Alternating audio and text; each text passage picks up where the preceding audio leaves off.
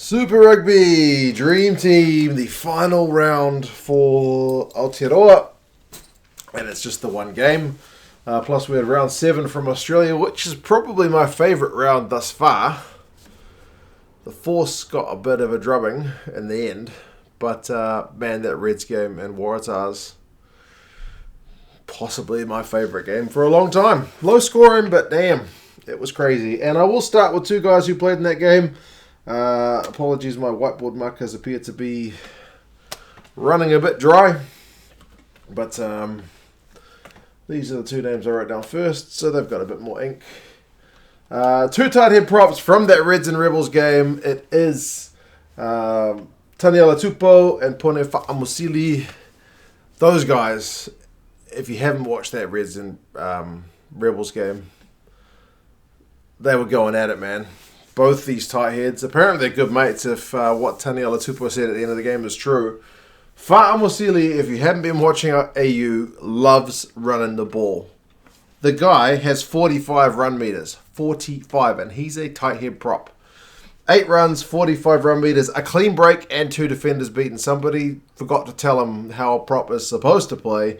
3 passes, only 1 from 2 tackles, but again, remember, the Reds had no ball, so he didn't have to do much defending. Didn't concede any penalties. Scrummaging was alright. But man, him and Tupou were just running into each other multiple times. Tupou had 5 runs for 3 meters. This was not quite as impressive. A pass, a defender beaten, 15 out of 19 tackles. Remember, the Reds had to do a lot of defending. He hit him into touch at least once when he was when Fa'amusili was going for a big try to get round him moment.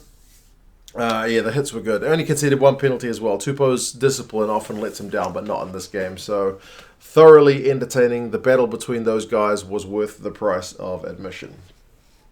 Hooker, I've gone from the New Zealand game. I've gone Ash Dixon from the Highlanders. He continues to maybe push for New Zealand's 3rd choice hooker, although I think he will be still behind Almoa. It'll be Coles, it'll be Taylor, and I think Dixon... Gaza, the old man, said the other day that he thinks in most countries Dixon would at least have been capped internationally. But yeah, Ash Dixon, he had a try, 8 runs, 7 meters. The try was well taken at the back of that maul. 8 runs, 7 meters is nothing that flash, but it's all right for a guy in the front row. He knows what his role is supposed to be, not like Fa'amusili. 6 passes, beat a defender, 4 from 4 tackles, didn't concede any penalties. The line-out was flawless, 100%. Big part in that Highlanders' really impressive final win of the season. Likewise, this man, Jack Wetton, he's been getting better as well. I think ever since he's been growing that mustache, he starts to look better. 9 runs, 21 meters, in locking terms, is pretty solid. He had a clean break, 3 offloads and 6 passes, 11 out of 13 tackles, 4 line-out wins. So he was in the air, he was cleaning out rucks, he was running the ball. I think he got like player of the match, so he was just generally all round very, very busy. Didn't concede any penalties either. Other man I've gone for is Lukan Salakaia-Loto. If you can kind of read that, his name is rather long and my magnet's rather small. But yeah, from the Reds, 7 runs for 14 meters is again for a lock. Very respectable, but he plays loose forward as well. 6 passes with 1 offload, beat 2 defenders. 14 out of 16 tackles, very busy. Did concede 1 penalty, but had 5 line-out wins. So overall, a big key part in trying to keep things steady and keep the Rebels at bay in that Reds game. Another Red, and I've gone Red heavy. You can tell that game made an impression on me. Liam Wright, the captain of the Reds. I've snubbed him a few times. 4 runs, 4 meters, nothing that flash. 5 passes and an offload, but 20 out of 23 tackles. A lot of guys made 20 plus tackles for that Reds team, but he had 20 of them himself. Didn't concede any penalties, which is impressive for a guy in his role.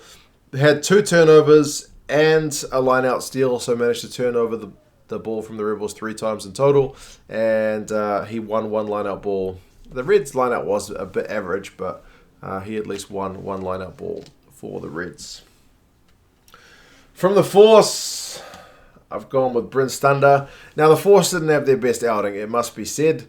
But he got a pretty sweet try.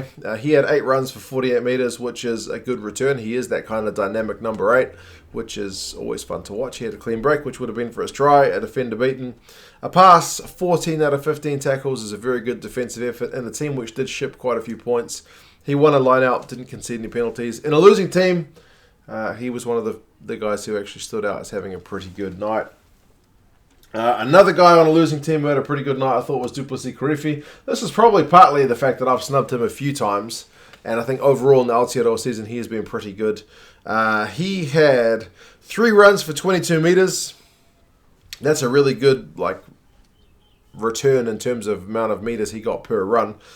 He had a clean break, 5 passes, 18 out of 21 tackles. He was the number 1 defending Hurricane. Again, they shipped a lot of points as well, but he was trying his best to try and keep the Highlanders at bay. He also had a line-out win, did concede 1 penalty, but I think maybe the turnovers is an area we'd like to see him improve his game a bit. I think he was getting pinged a lot at the start of the season from memory. Maybe I have to go back and look at the stats, but anyway, overall, I think he was pretty good. Next, I've got scrum half. In his 150th game, it was kind of hard to go past this guy. Aaron Smith. He had a try assist, 13 runs and 47 run meters. I've talked a lot about him this season, kind of elevating the team, and it's just what he does. He exudes that energy, and he seems to have really had a fire in his belly this season. 4 clean breaks. That's how sniping and dangerous he was. A defender beaten an offload, 91 passes. I think Booth had 38 or something. I know Aaron played 70 plus minutes, but still, they had a lot of ball, and his pass is always pretty sweet. 4 from 7 tackles is not his best numbers, and didn't concede any penalties, so that's overall pretty good. But he continues to, I think, get his game back to a level maybe we haven't seen it at for a year or two, but he's really, really up there. Number 10, I've gone with the Reds. I've gone with James O'Connor. How on earth he got the run meters he got, I'm not sure. He had a try assist and 2 conversions, 14 runs for 101 meters. Remember, they had virtually no ball. 4 defenders beaten, 19 passes, so he was involved in a bit of everything. 17 kicks. Remember, they were having to exit a lot because they were doing a lot of defending. Speaking of defending, he had 16 out of 16 tackles, which for a fly half is pretty bloody solid. He had an offload. He did concede 2 penalties, and he did drop the pill a couple of times. But overall, I thought he's looking pretty good. How do you go for that 10 question if you are Dave Rennie? Do you go with Harrison? If Lolasio's fit, do you go with him? Do you go with O'Connor as your experienced man? He's got to be in the squad, 100%. Midfielders, I go on with Hamish Stewart. I've kind of thought he's a bit average a few times, but it's the second time he's appeared in my dream team for Super Rugby AU. He got a try, and it was an absolute kick in the guts try to the Rebels because it was after a huge period of defending. So it was a well-taken try. He had 9 runs, 58 metres, a clean break and 3 defenders beaten. He's not that big a guy. 3 passes, 12 from 12 tackles is solid. He did concede 2 penalties. But again, I thought he had a pretty good shift. And another guy who I've thought was pretty average, especially when he played for the Blues, is Michael Collins. But he had a good outing for the Highlanders. It wasn't perfect, but he had a try.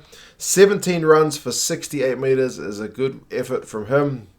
His team was going forward, so that helps, but I'll still give him credit for it. 4 clean breaks and 8 defenders beaten. That's a phenomenal shift. It's been Mo'unga. It's been Will Jordan, the guys. I've not really seen Michael Collins up into that territory. Maybe Laumape, but Michael Collins, 8 defenders beaten, 3 offloads, 14 passes, 6 from 6 tackles, didn't concede any penalties, 5 turnovers conceded. If you're looking for that black mark, it is there. But overall, pretty good effort from him. Outside backs, they're going with Alex Newsom, and I'm trying to rack my brain. I looked through my notes. I'm pretty sure he did something stupid, but I can't remember what it was, and it doesn't seem that I can find my notes about it. But he had a try. He had 7 runs for 83 metres, which is a huge shift. A clean break, 2 defenders beaten, an offload, 6 from 6 tackles. Again, he's not that big guy. He's an outside back. You'd think he's under a lot of pressure, but he made the tackles. He had 1 penalty conceded, 5 passes. Overall, I thought he played pretty well for the Tars. Likewise, this guy, Jack Maddox, who seems to be on really good form, he's coming pretty good, which is good. I still don't think he's a complete player, but I like seeing him play well. A try and a try assist. 12 runs, 76 run meters, continues to be very offensively sound. This week, 2 from 2 tackles, which is nice to see because sometimes he's like none from 1. A clean break, 4 defenders beaten, 2 offloads, and 1 a turnover. So all round, pretty good effort. Last but not least, Mitch Hunt from the Highlanders, so it's 2 fullbacks this week. He had a try and he's got some serious gas. I never knew he was quite that quick. Also a conversion, 11 runs for 103 run meters. 3 clean breaks, 2 defenders beaten, 11 passes, 5 from 5 tackles, and 1 turnover conceded if you're looking for an error, but overall pretty good effort. I think he's a probably slightly underrated player overall. Maybe it's that ugly kicking style of his, not sure. Honourable mentions for this week, Mikaeli Tu'u for the Highlanders. Offensively very sound. Didn't have to do much on D, but very sound. Adi Savia probably had one of his better games. Since he's come back from that long-term injury. Thrush from the Force made a ton of tackles. Likewise, Michael Hooper continues to impress. Jock Campbell from the Reds, that crazy kick of his, but also just generally looks very dangerous at the back. And Matt Phillip from the Rebels, I thought, ball in hand, is also a bit of a live wire for a guy. Shame he's leaving Aussie Rugby, but yeah. That is what it is. There's the dream team. Next week it'll just be an AU team because the Super Rugby Aotearoa is done, tragically. But yeah, you guys let me know your thoughts. Who would you have picked for the week that was? It's such a shame we didn't get to see Blues against Crusaders because that would have been an absolute cracker. But we're on lockdown here in Auckland, so again, health and safety comes first. Have to see if I can get me some new whiteboard markers because they are looking a bit on the dry side. If you've ever thought about buying me a whiteboard marker, check out my Patreon page. The link's in the description. I do extra content there. Joaquim signed up last week. Thank you, Joaquim, for that. But yeah, more videos if you want to see more of me. Otherwise, just buy me a marker. Anyway, guys, you take care, and I'll talk to you again soon. See you later.